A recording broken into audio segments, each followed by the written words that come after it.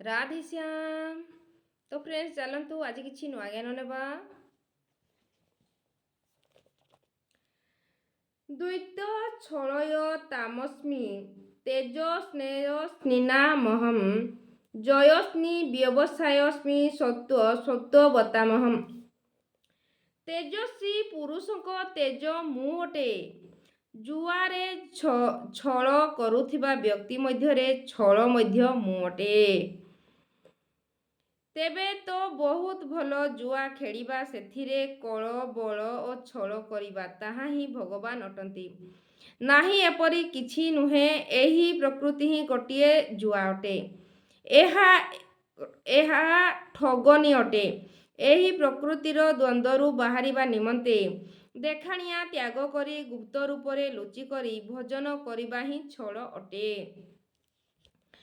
ଏଠାରେ ପ୍ରକୃତରେ ଏହା ଛଳ ତ ନୁହେଁ, କିନ୍ତୁ ସମାଜରୁ ବଞ୍ଚିବା ନିମନ୍ତେ ଅତ୍ୟାବଶ୍ୟକ ଅଟେ। ଜଡ଼ ଭରତ ଭଳି ଉନ୍ମତ୍ତ ଆଲାକାଳ ପରି ଏବଂ ମୂକ ପରି ହୃଦୟରୁ ଜାନକାରୀ ଦେଉଥିବା ସତ୍ତ୍ୱେ ବ୍ୟବହାର ଏପରି କରିବା ଆବଶ୍ୟକ ଯେ ଯେପରି କିଛି ଜାଣି ନାହିଁ। ଶୁଣୁଥାଇ ମଧ୍ୟ ଯେପରି ନ ଶୁଣିବା, ଦେଖୁଥାଇ ମଧ୍ୟ ଯେପରି ନ ଦେଖିଲା ଭଳି। କଣରେ ବଣରେ ଏବଂ ମନରେ, ଏହି ତିନି ସ୍ଥାନରେ ହିଁ ଛଦ୍ମ ରୂପରେ ଭଜନ କରିବା ଆବଶ୍ୟକ। ତେବେ ସାଧକ ପ୍ରକୃତି ପୁରୁଷଙ୍କ ଜୁଆର ହିଁ ପାର ପାଇଥାନ୍ତି। ଜିଣିବା ଲୋକଙ୍କ ବିଜୟ ହିଁ ମୁଁ ଅଟେ ଏବଂ ବ୍ୟବସାୟୀମାନଙ୍କ ନିଶ୍ଚୟ। ଏହି ଜଗରେ ନିଶ୍ଚୟାତ୍ମକ କ୍ରିୟା ଗୋଟିଏ ହିଁ ଅଟେ, ବୁଦ୍ଧି ଗୋଟିଏ ହିଁ ଅଟେ, ଦିଶା ମଧ୍ୟ ଗୋଟିଏ ହିଁ ଅଟେ।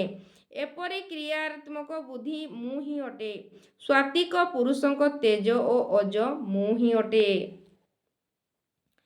ବୃଷିନା ବାସୁଦେବୋऽସ୍ମି ପାଣ୍ଡବାନା ଧନଞ୍ଜୟ ମୁନିନାତ୍ମ ହ୍ୟବାସ୍ୟା କଟିନା ମୁସୁନା କବିଃ। ବିଷ୍ଣୁ ବଂଶରେ ମୁଁ ବାସୁଦେବ ଅର୍ଥାତ୍ ସର୍ବତ୍ର ବାସ କରୁଥିବା ଦେବ ଅଟେ ଓ ପାଣ୍ଡବମାନଙ୍କ ମଧ୍ୟରେ ମୁଁ ହିଁ ଧନଞ୍ଜୟ ଅଟେ। ପୁଣ୍ୟ ହିଁ ପାଣ୍ଡୁ ଅଟେ ଏବଂ ଆତ୍ମିକ ସମ୍ପତ୍ତି ହିଁ ସ୍ଥିର ସମ୍ପତ୍ତି ଅଟେ। ପୁଣ୍ୟରୁ ପ୍ରେରିତ ହୋଇ ଆତ୍ମିକ ସମ୍ପତ୍ତିକୁ ଅର୍ଜିତ କରୁଥିବା ଧନଞ୍ଜୟ ମୁଁ ଅଟେ। ମୁନିମାନଙ୍କ ମଧ୍ୟରେ ବ୍ୟାସ ଦେବ ମୁଁ ଅଟେ। ପରମ ତତ୍ତ୍ୱକୁ ବ୍ୟକ୍ତି କରିଥିବା ଯେଉଁମାନଙ୍କ ପାଖରେ କ୍ଷମତା ରହିଛି, ସେହି ମୁନି ମୁଁ ଅଟେ। କବିମାନଙ୍କ ମଧ୍ୟରେ ଉଶନା ଅର୍ଥାତ୍ ସେଥିରେ ପ୍ରବେଶ କରୁଥିବା ବାକ୍ୟକାର ମୁଁ ମଧ୍ୟ ଅଟେ। ଦଣ୍ଡ ଦମୟତାମସ୍ମି ନୀତିରସ୍ମି ଜିଗୀଷତାମ୍ ମୌନ ଚୈବାସ୍ମି ଗୁହାନା ଜ୍ଞାନ ଜ୍ଞାନବତାରମହମ୍। ଦଣ୍ଡିକୁ ଦମନ କରୁଥିବା ଦମନ ଶକ୍ତି ମୁଁ ଅଟେ।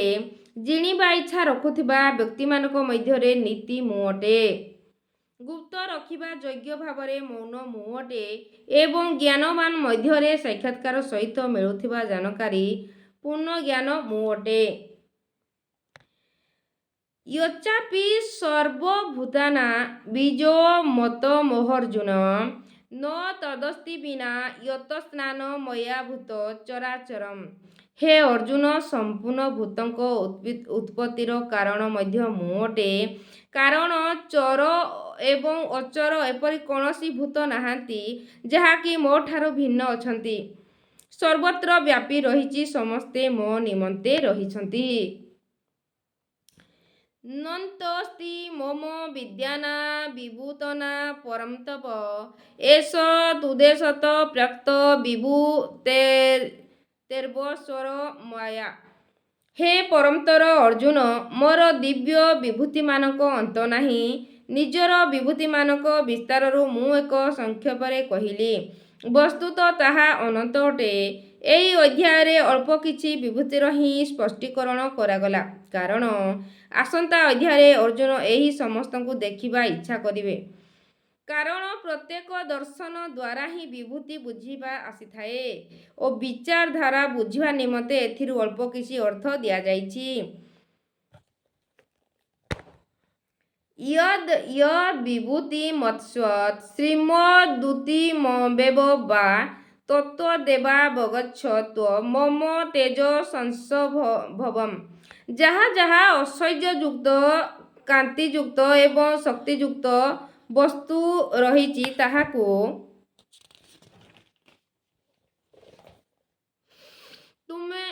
ତୁମେ ମୋର ତେଜର ଏକ ଅଂଶ ଉତ୍ପନ୍ନ ହୋଇଛି ବୋଲି ଜାଣ। ଅଥବା ବାହୁନୈନ କି ଜ୍ଞାନେନ ତବାର୍ଜୁନ ବିଷ୍ଟଭ୍ୟାମ ମିଦି କୃତସ୍ନ ମେ କାଂସେନ ସ୍ଥିତ ଜଗତ। ହେ ଅର୍ଜୁନ, ଏପରି ବହୁତ ତୁମେ କ'ଣ ପ୍ରୟୋଜନ? ବହୁତ ଜାଣିଲେ ଯେ ତୁମର କ'ଣ ପ୍ରୟୋଜନ। ମୁଁ ଏହି ସମ୍ପୂର୍ଣ୍ଣ ଜଗତକୁ ଏକ ଅଂଶ ମାତ୍ରାରେ ଧାରଣ କରି ସ୍ଥିର ରଖିଛି। ଉପରୋକ୍ତ ବିଭୂତିମାନଙ୍କ ବର୍ଣ୍ଣନ ତାତ୍ପର୍ଯ୍ୟ ଏହା ନୁହେଁ ଯେ ଆପଣ ଅଥବା ଅର୍ଜୁନ ଏହି ସମ୍ପୂର୍ଣ୍ଣ ବସ୍ତୁମାନଙ୍କୁ ପୂଜିବାରେ ଲାଗିବ, ବରଂ ଶ୍ରୀକୃଷ୍ଣ ଆଶ୍ରୟ କେବଳ ଏତିକି ହିଁ ରହିଛି ଯେ ଏହି ସମସ୍ତଙ୍କ ମଧ୍ୟରେ ସ୍ଥିତ ଶ୍ରଦ୍ଧାକୁ ସାଉଁଟି କରି କେବଳ ଏହି ଅନିବାସୀ ପରମାତ୍ମାଠାରେ ଲଗାଅ। ଏତିକିରେ ତାଙ୍କର କର୍ତ୍ତବ୍ୟ ପୂର୍ଣ୍ଣ ହୋଇଯାଇଥାଏ। ତ ଏଇଠି ନିଷ୍କର୍ଷ କ'ଣ ଦେଇଛନ୍ତି ସେଇ ବିଷୟରେ ପଢ଼ିବା। ଏହି ଅଧ୍ୟାୟରେ ଶ୍ରୀକୃଷ୍ଣ କହିଲେ ଯେ, ହେ ଅର୍ଜୁନ, ମୁଁ ତୋତେ ପୁନରୁପଦେଶ କରିବି, କାରଣ ତୁ ମୋର ଅତିଶୟ ପ୍ରିୟ।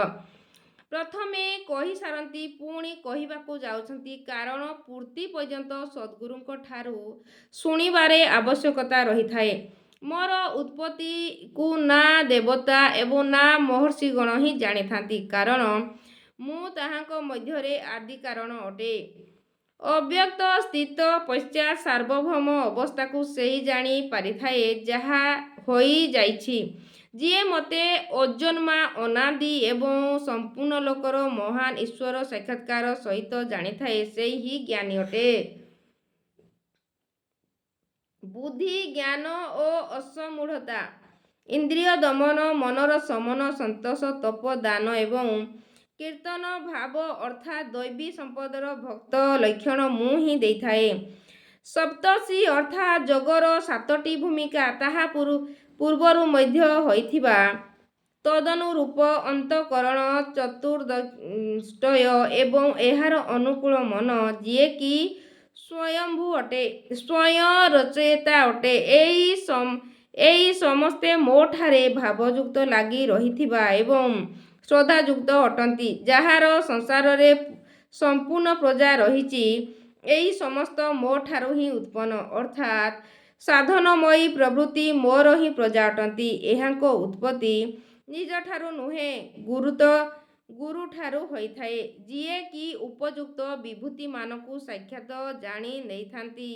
ସେହି ନିଃସନ୍ଦେହ ମୋଠାରେ ଏକ ଭାବରେ ପ୍ରବେଶ କରିବା ଯୋଗ୍ୟ ଅଟେ। ହେ ଅର୍ଜୁନ, ମୁଁ ହିଁ ସମସ୍ତଙ୍କର ଉତ୍ପତ୍ତିର କାରଣ ଅଟେ ଓ ଏପରି ଶ୍ରଦ୍ଧା ଦ୍ୱାରା ଜାଣିନିଅନ୍ତି ଯେ ସେହି ଅନନ୍ୟ ଭାବରେ ମୋର ଚିନ୍ତନ କରିଥାନ୍ତି, ନିରନ୍ତର ମୋଠାରେ ମନବୁଦ୍ଧି ପ୍ରାଣ ସହିତ ଲଗାଇ ରହିଥାନ୍ତି, ନିଜ ନିଜର ଭିତରେ ମୋର ଗୁଣ ଚିନ୍ତନ ଓ ମୋ ଭିତରର ରମଣ କରିଥାନ୍ତି। ମୋଠାରେ ନିରନ୍ତର ସଂଯୁକ୍ତ ହୋଇଥାଇ ସେ ପୁରୁଷ ମୁଁ ଯୋଗରେ ପ୍ରବେଶ କରୁଥିବା ବୁଦ୍ଧି ପ୍ରଦାନ କରିଥାଏ।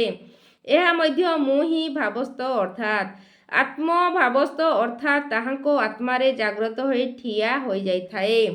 ତାହାଙ୍କ ହୃଦୟରେ ଅଜ୍ଞାନରୁ ଉତ୍ପନ୍ନ ଅନ୍ଧକାରରୁ ଜ୍ଞାନରୂପୀ ଦୀପକ ଦ୍ୱାରା ନଷ୍ଟ ହୋଇଯାଏ। ଅର୍ଜୁନ ପ୍ରଶ୍ନ କଲେ ଯେ, ଭଗବାନ, ଆପଣ ପରମ ପବିତ୍ର, ସନାତନ, ଦିବ୍ୟ, ଅନାଦି ଏବଂ ସର୍ବତ୍ର ବ୍ୟାପକ, ଏପରି ମହର୍ଷିଗଣ କହିଥାନ୍ତି ତଥା ବର୍ତ୍ତମାନରେ ଦେବର୍ଷି ନାରଦ, ଦେବର୍ଷି ବ୍ୟାସ ଏବଂ ଆପତ୍ୟ ମଧ୍ୟ ଏହା ହିଁ କହୁଛନ୍ତି। ଏହା ସତ୍ୟ ମଧ୍ୟ ଅଟେ କି ଆପଣଙ୍କୁ ନା ତ ଦେବତା ଜାଣନ୍ତି ନା ଦାନବ। ସ୍ୱୟଂ ଆପଣ ଯାହାକୁ ଦେଖାଇ ଦିଅନ୍ତି ସେ ହିଁ ଜାଣିଥାଏ।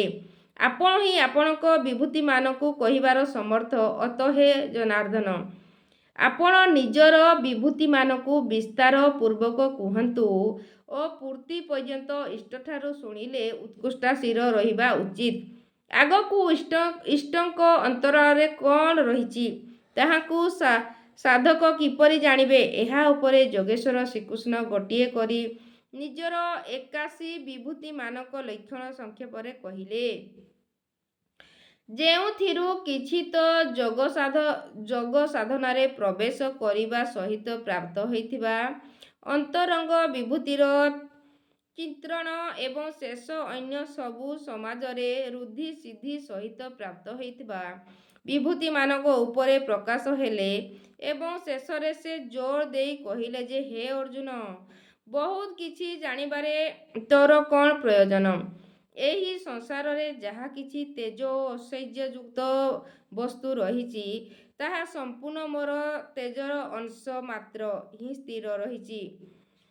ବସ୍ତୁତଃ ମୋ ବିଭୂତି ଅପାର ରହିଛି। ଏପରି କହି ଯୋଗେଶ୍ୱର ଏହି ଅଧ୍ୟାୟରେ ପଟକ୍ଷେପ କଲେ। ଏହି ଅଧ୍ୟାୟରେ ଶ୍ରୀକୃଷ୍ଣ ନିଜ ବିଭୂତିର ବୌଦ୍ଧିକ ଜାନକାରୀ ମାତ୍ର ଦେଲେ, ଯେଉଁ ଦ୍ୱାରା ଅର୍ଜୁନଙ୍କ ଶ୍ରଦ୍ଧା ଚାରିଆଡ଼ୁ ଏକତ୍ରିତ ହୋଇ ଏକ ଇଷ୍ଟଙ୍କ ପ୍ରତି ଲାଗିଯିବ। କିନ୍ତୁ ହେ ବନ୍ଧୁଗଣ, ସବୁକିଛି ଶୁଣିନେବା ଏବଂ ଜାଣିନେବା, ଜିରାରୁ ଶିରା କାଢ଼ି ଜାଣିନେବା ପରେ ମଧ୍ୟ କ୍ରିୟାତ୍ମକ ପଥରେ ଚାଲିଯିବା ପାଇଁ ଶେଷ ହିଁ ରହିବ।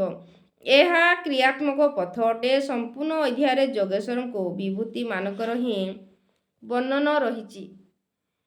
ତ ଏଇଠି ଆମର 10ମ ଅଧ୍ୟାୟ ସରିଯାଇଛି। ରାଧେଶ୍ୟାମ, ଆପ ସବକା ମଙ୍ଗଲ ହୋ। ଆମେ ପୁଣି ଆଗକୁ 11ଶ ଅଧ୍ୟାୟ ପଢ଼ିବା।